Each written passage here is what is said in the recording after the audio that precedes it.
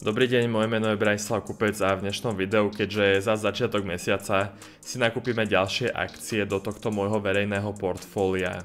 Opäť si teda zvýšim objem môjho majetku v akciách, opäť si zvýšim môj dividendový príjem, čiže už som prezradil, že vlastne budem nakupovať dividendovú akciu a opäť sa priblížim k môjmu cieľu a teda dosiahnuť 30 000 portfólio do 10 rokov.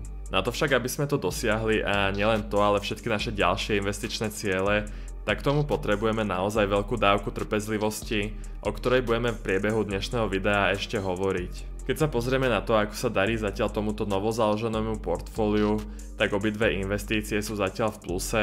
ETF-ko na malé hodnotové spoločnosti trochu od minulého videa skorigovalo, avšak aspoň nám tu dáva príležitosť na dokúpenie a práve toto ETF-ko som dokupoval inak na mojom súkromnom portfóliu. Takže čo sa týka tohto mesačného nákupu, tak jedná sa o spoločnosť, ktorú mám vo svojom watchliste už viac ako 2 roky. Tu sa znovu môžeme baviť o tej trpezlivosti, ktorú by mal mať každý z vás, ak chcete investovať do akcií.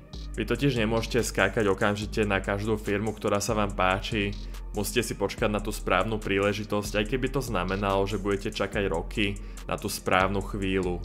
Myslím si, že táto moja trpezlivosť je jedným z dôvodov, prečo má moje portfólio zatiaľ takú dobrú výkonnosť, kedy po minulom roku, kedy mi portfólio rástlo o takmer 100%, mi tento rok portfólio rastie o 46% a teda opäť prekonávam index S&P 500. Mimochodom ešte dodám, že toto video vždy prvý týždeň je k dispozícii našim podporovateľom na Patreone a až približne po týždni ho zazdielam aj tu verejne na YouTube.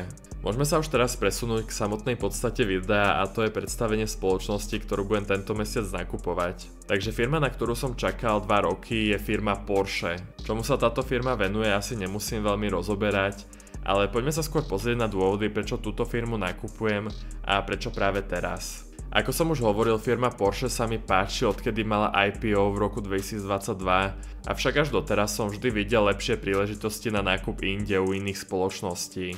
Aktuálne však tým, že akcie ako celok sú dosť drahé a akcie Porsche vyklesali na svoje minima, tak pre mňa sa konečne otvorila možnosť na nákup tejto automobilky.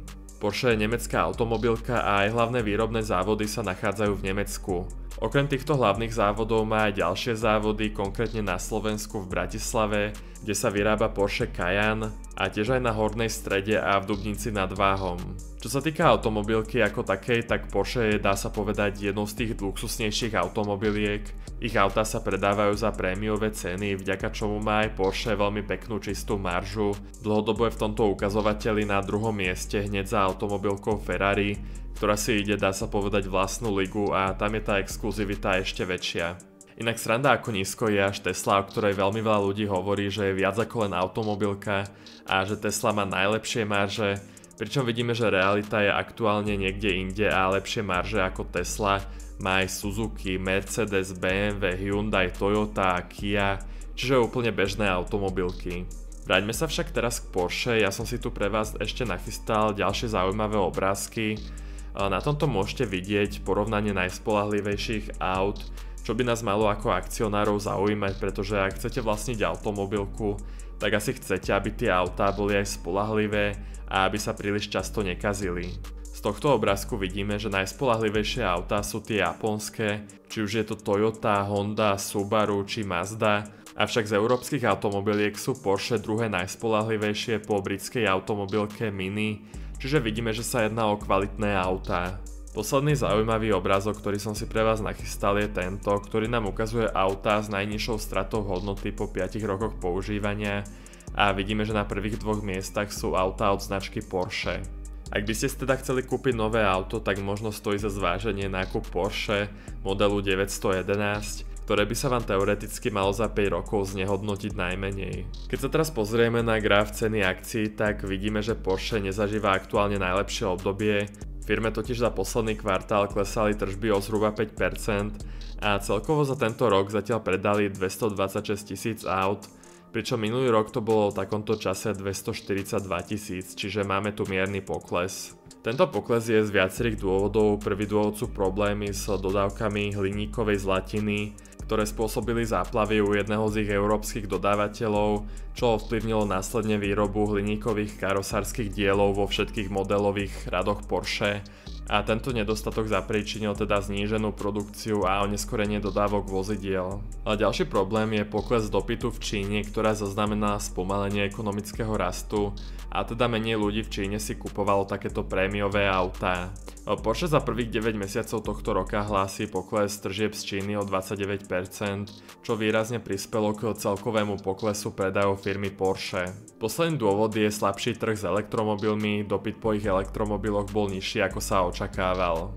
Ja osobne by som to zhrnul tak, že firma je určite cyklická, teraz sa aktuálne nachádza v tej horšej fáze toho cyklu, avšak myslím si, že všetky tieto problémy sú len krátkodobé. Firma podľa mňa vyrába kvalitné autá, Porsche má naozaj veľmi silnú značku a dokonca za minulý rok získalo Porsche prvenstvo spomedzi luxusných a prémiových značiek a predbehla dokonca aj také ikony ako Louis Vuitton, Chanel, Gucci, Rolex či Ferrari. Zabudol som inak dodať, že čo sa týka elektromobility, firma Porsche má ambiciózny cieľ a to do roku 2030 chce, aby 80% ich predaných aut boli elektromobily, čo si ja úplne nemyslím, že by bolo veľmi pravdepodobné, avšak je mi sympatické, že firma pracuje na tomto segmente a teda jej neujde v budúcnosti vlak, ak by sa naozaj biznis s elektroautami rozbehol naplno. Keď sa ďalej pozrieme na čísla, tak vidíme, že tento rok je taký prechodný, kedy firme stagnujú tržby aj zisky, avšak od budúceho roka by sa mala situácia stabilizovať a tržby by mali rásť okolo 4 až 5% ročne do ďalších rokov. Čo sa týka financií, nebudeme si ich tu celé čítať, ale poviem, že firma je v dobrej situácii, nie je moc zadlžená a aj napriek aktuálne horšej situácii je stále zisková a vypláca dividendy. Uvidíme, aká veľká dividenda to bude v budúcom roku. Niekde som čítal, že firma má takú politiku, že chce vyplácať približne 50% zo svojho čistého zisku nám akcionárom. Aktuálne je tá dividendová výnosnosť skoro 4%, avšak tým, že sa tento rok zisky znížili, tak je možné, že budúci rok tá dividenda bude nižšia. Mne osobne by to však vôbec nevadilo, ja by som bol rád, keby firma uprednostní investície do vývoja alebo do marketingu, čo by bolo z dlhodobého hľadiska pre nás akcionárov prospešnejšie.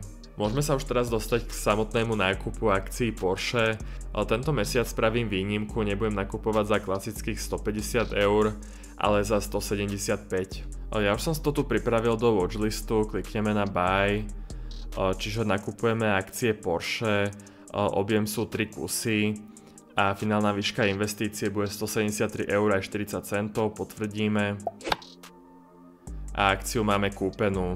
No a s týmto sa teda s vami lúčim, investujte zodpovedne, rozumne a dlhodobo a budem sa opäť tešiť na ďalšie videá. Majte sa krásne, dovidenia.